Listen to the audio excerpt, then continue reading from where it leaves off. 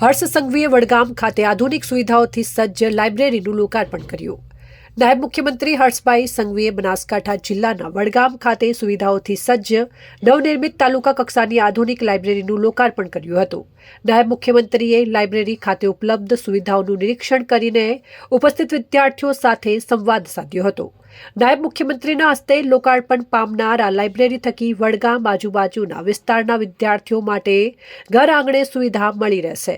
શિક્ષણ ક્ષેત્રની આ સુવિધા થકી યુવાનોની પ્રતિભાને નવી દિશા અને ગતિ મળશે તથા નવા ઇન્ફ્રાસ્ટ્રક્ચરથી યુવાનોની ક્ષમતા નિખરશે અને ઊંચી ઉડાન મળી રહેશે. આ કોઈની માંગણીથી બનાવવામાં નથી આવ્યું. રાજ્ય સરકાર જે તમારી છે, તમારા આશીર્વાદથી ચૂંટાઈને તમારી નાની નાની ચિંતાઓ એક પછી એક, તમારા તમામ જે વિષયો કે તમને નાની મોટી સુવિધાઓથી તમારું પરિવાર, તમારા બાળકોનું ભવિષ્ય ઉજ્જવળ બની શકે તે માટે આવા અદ્યતન પુસ્તકાલય તાલુકા કક્ષાએ બનાવી રહ્યા છે. અને આજે જે પુસ્તકાલય આપ જોઈ શકો છો અહીંયા,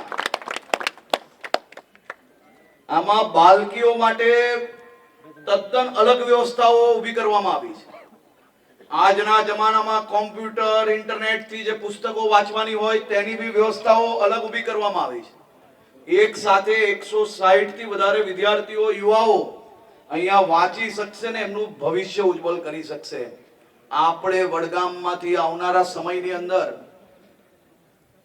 આપણા દીકરા દીકરીઓનું ભવિષ્ય ઉજ્જવળ થાય તે માટે એક પછી એક આવી વ્યવસ્થાઓ જે કરીએ છે ને, આ વ્યવસ્થા તમે લખી રાખો.